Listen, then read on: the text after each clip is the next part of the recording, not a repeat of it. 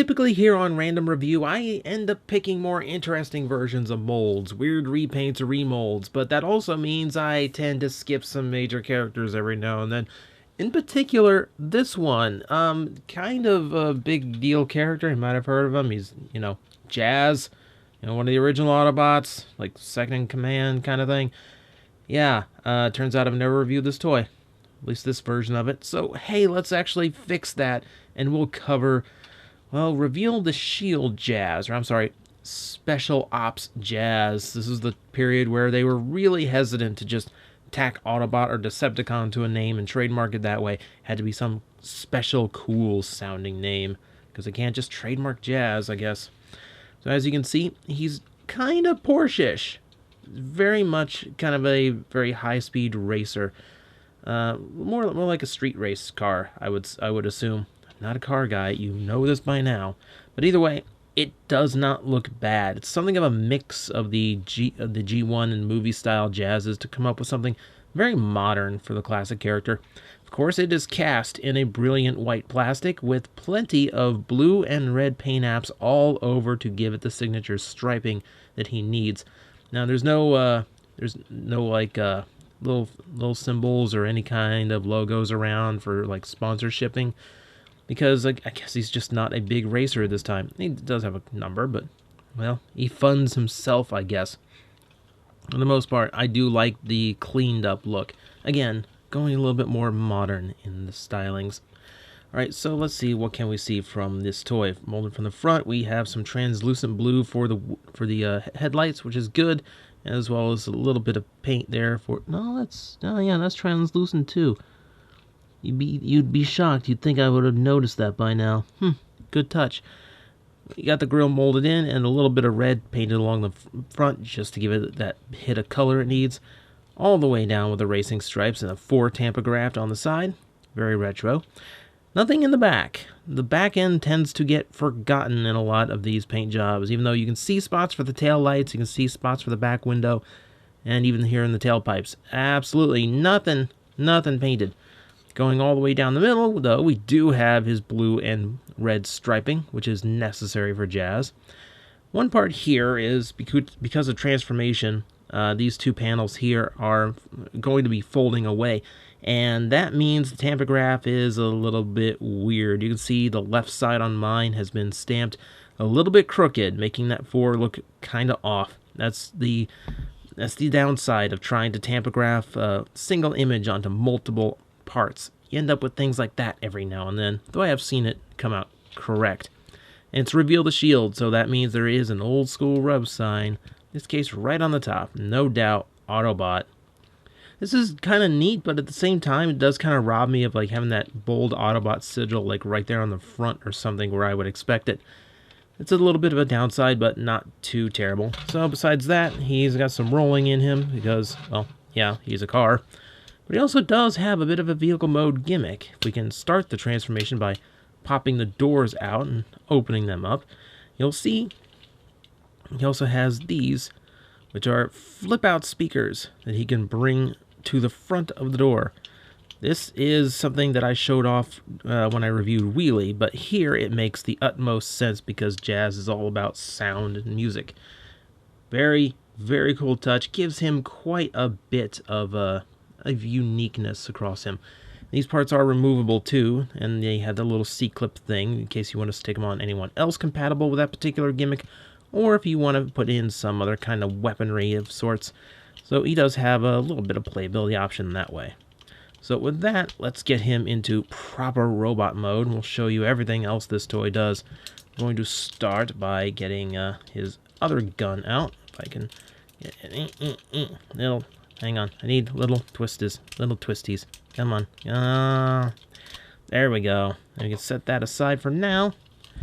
Everything else, I'm going to rotate that up and push this in. This side should come first because there's a tab in there that holds the two together, and that's the way they hold. So we're going to leave that for now. That's pretty much where it needs to be. And we'll focus on the back half. The roof is going to tab out, but we can split the legs and make that process a little bit easier. just to give it just that little bit more wiggle room. I need to get those tabs off. One thing I will say about this is a lot of the gaps and everything, there's very little clearance and tolerance to some things.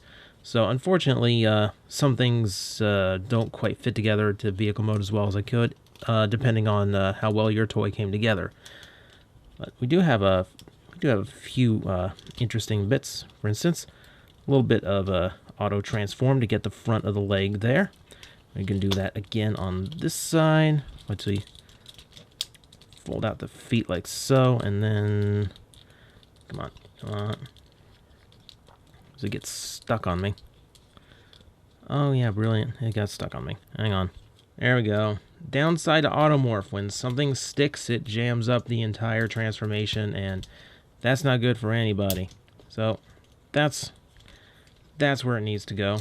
Just start aligning things, get them into its proper location. There we go. With that out of the way, now we can move back up to the torso, where this part is as simple as bringing it down. Get another little bit of automorph as the head comes up. That allows us to start putting everything into its proper location, which is simple as moving all this down. And that should be it for our robot mode. And this needs reframing. Hang on. Let's see if I can zoom out, pan up. Perfect. Now we get to a robot mode, which is very, very much the original Jazz.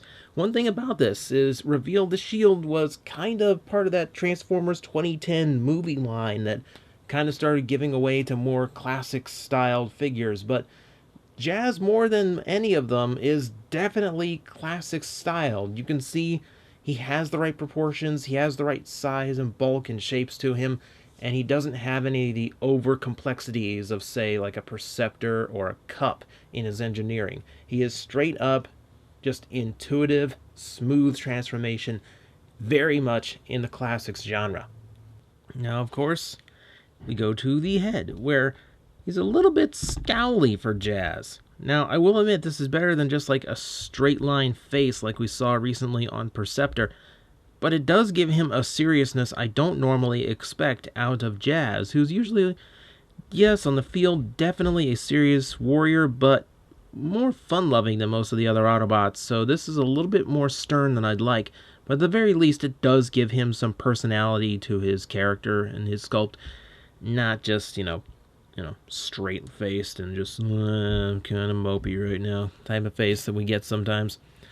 Overall, in proportions, this guy is spot on. Everything looks and feels the way it should be to accomplish that look of Jazz. He has the right proportions. He has, he's bulky in just the right ways. He definitely hits like the mark I'm looking for that upgraded G1 styling.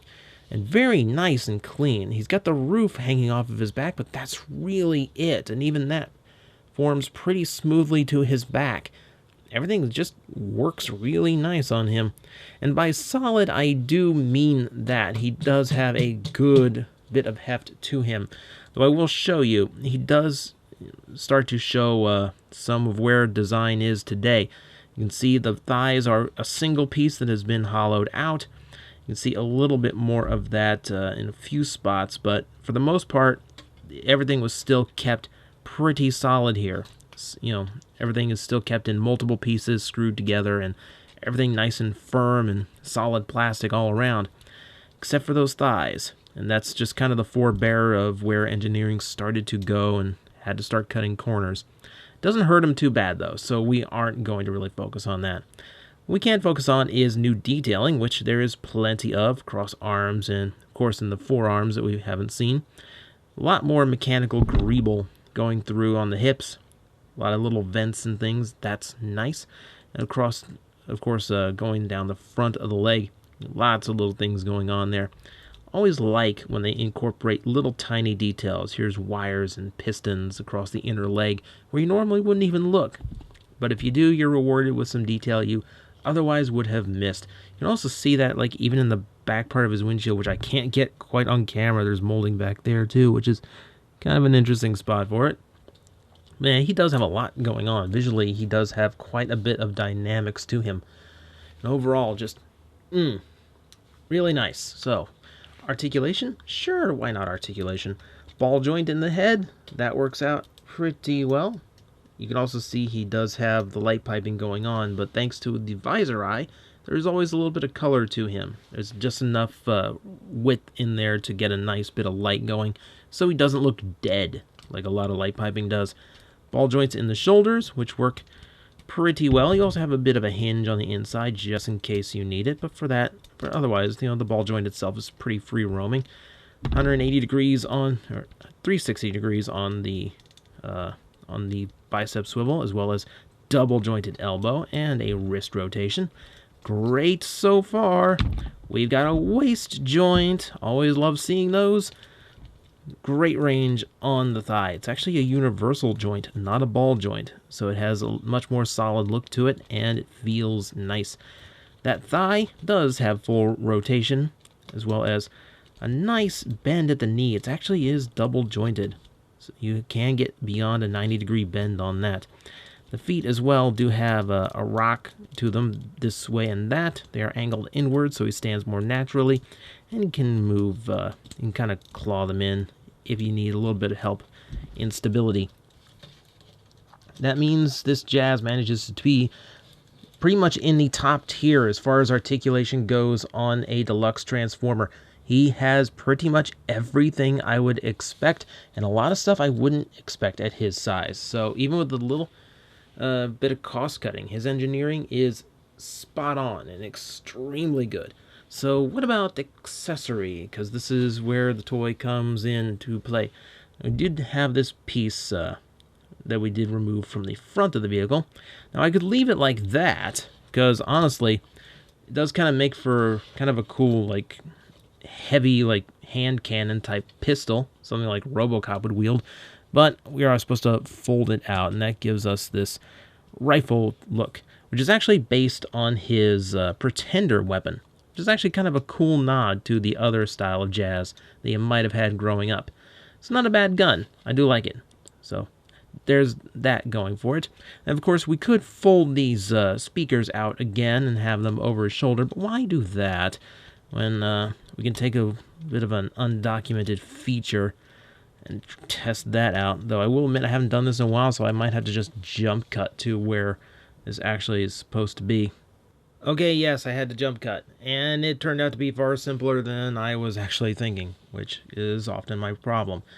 They just C-clip onto the sides. There are actually little bars there that you can attach C-clip weaponry to. And there are also little grooves to stick the speakers into so that they hold more firmly. So this is completely intended. And it comes up with a massive upgrade to the barrel. When once there was one, now technically there are 3 or 5 maybe. Either way, it looks like a far heavier blaster here. I always like that. Like, the combining weapon stuff is always an appreciated and rather simple gimmick that needs to happen more often. It's a nice little trick to do and gives you a little bit of option. I was gonna say, if there's only one thing I can knock about this toy, it is this torso itself, which really needs some way to peg in, because the slightest knock just kind of puts it upward. So as long as the hinge is tight, you don't have much to worry about. But other than that, yeah, it gets wish it pegged in. But beyond that, that is Special Ops Jazz, where it's just supposedly in the Transformers 2010 line, but it is firmly Generations and classic in styling. This is one of my favorites from that era of Transformers.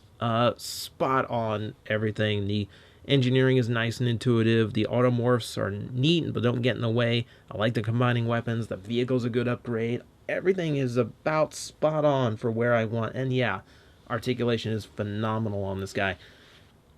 Not much I can knock. This is about as good as a Transformer got at the time, and arguably they've only gone downhill since this. But at the time, this was a spectacular surprise. This was my throwback to the classics line that kind of really, like, ignited my collecting instincts a lot and got me into all the nostalgic Transformers that I grew up with. And this deserves to be in with them.